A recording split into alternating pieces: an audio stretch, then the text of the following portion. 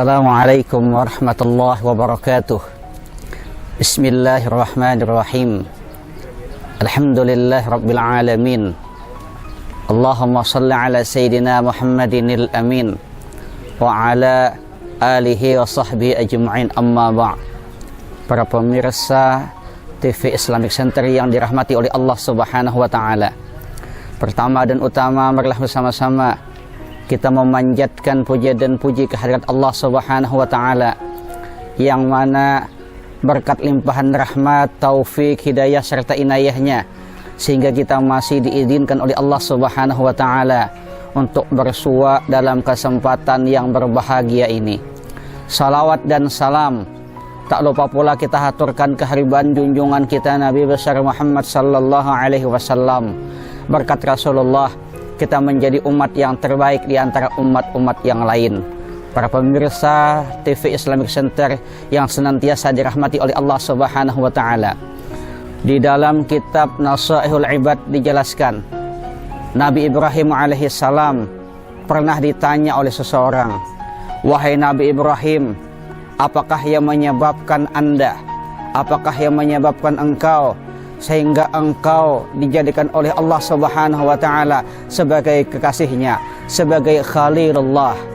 Nabi Ibrahim alaihissalam menjawab, "Aku dijadikan oleh Allah, aku diciptakan oleh Allah sebagai Khalilullah, kekasih Allah, karena 3 perkara. Yang pertama," kata Nabi Ibrahim, "aku lebih mendahulukan urusan Allah daripada urusan-urusan yang lain." Ini dapat kita lihat dalam kehidupan Nabi Ibrahim alaihissalam, di mana dalam hidup dan kehidupan beliau, Nabi Ibrahim senantiasa lebih mengutamakan urusan Allah Subhanahu wa taala. Nabi Ibrahim senantiasa diuji oleh Allah, tetapi beliau tidak pernah lupa kepada Allah Subhanahu wa taala. Dalam sebuah riwayat dijelaskan, Nabi Ibrahim lama tidak mempunyai anak. Ketika beliau sudah tua, beliau baru mempunyai anak, dan ketika mendapatkan anak pun Allah Subhanahu wa taala memerintahkan kepada Nabi Ibrahim untuk membawa anaknya, untuk membawa istrinya ke Mekah.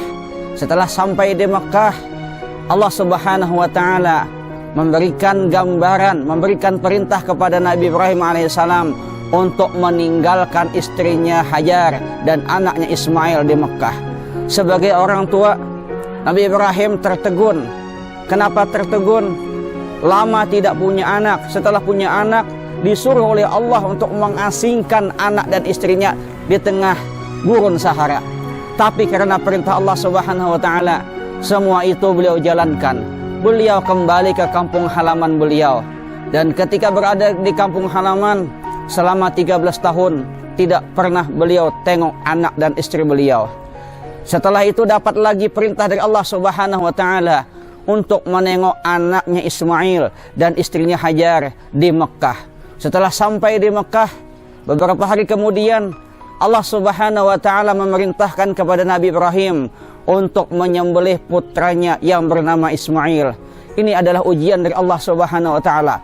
Tapi karena perintah dari Allah Subhanahu wa taala, semua itu dijalankan Nabi Ibrahim dengan hati yang lapang, dengan dada yang tenang, sehingga apa yang dikatakan oleh Allah, Ibrahim adalah kekasihku, Khalilullah. Ini menjadi pelajaran kepada kita semua, bahwasanya dalam hidup dan kehidupan kita, hendaklah kita lebih mengutamakan urusan Allah Subhanahu wa taala daripada urusan-urusan yang lain. Ketika adzan berkumandang, tinggalkan kegiatan lain. Ketika Allah Subhanahu wa taala memerintahkan untuk mengeluarkan zakat, maka laksanakan. Ketika Allah Subhanahu wa taala memerintahkan untuk melaksanakan ibadah puasa, walaupun panas, kita laksanakan, sebab kita ingin mengikuti jejak langkah Nabi Ibrahim alaihissalam. Yang kedua, Nabi Ibrahim alaihissalam mengatakan, "Aku dijadikan Khalilullah, kekasih oleh Allah Subhanahu wa taala, karena aku tidak risau terhadap masalah rezeki, karena rezeki sudah ditentukan oleh Allah Subhanahu wa taala." Dalam sebuah riwayat dikatakan 4.000 tahun sebelum Allah Subhanahu wa taala menciptakan kita, Allah sudah menjadikan roh kita. 4.000 tahun sebelum Allah menciptakan roh kita, Allah Subhanahu wa Ta'ala sudah mengatur rezeki kita. Jadi intinya 8.000 tahun sebelum kita diciptakan, rezeki kita sudah ditentukan oleh Allah Subhanahu wa Ta'ala.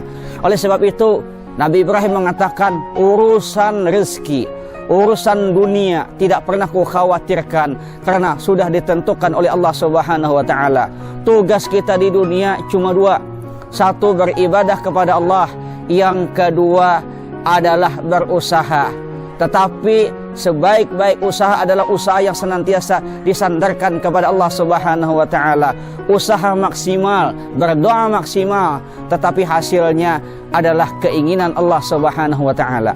Yang ketiga, Nabi Ibrahim alaihissalam mengatakan, aku dijadikan oleh Allah Subhanahu wa Ta'ala sebagai Khalilullah, sebagai kekasihnya, karena aku tidak pernah makan siang, aku tidak pernah makan malam, kecuali ada yang menemaniku. Ini sesuatu yang sulit bagi kita.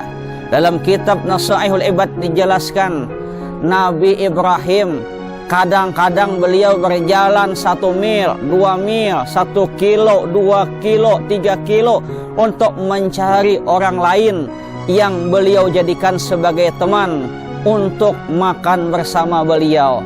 Bayangkan kalau kita kadang-kadang ada teman, malas kita ngajak teman, justru kita menghindar, justru kita mencari tempat yang sunyi supaya tidak ada teman kita untuk makan bersama.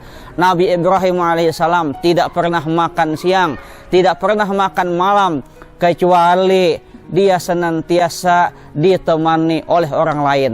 Jadi 3 hal inilah yang menjadikan Nabi Ibrahim alaihissalam sebagai Khalilullah, sebagai kekasih Allah Subhanahu wa Ta'ala. Mudah-mudahan 3 hal ini menjadi renungan bagi kita semua, menjadi pelajaran bagi kita semua, menjadi i'tibar bagi kita semua, sehingga kita dapat mengamalkan apa yang telah diamalkan oleh Nabi Ibrahim alaihissalam. Yang pertama, bagaimana Nabi Ibrahim dijadikan sebagai Khalilullah.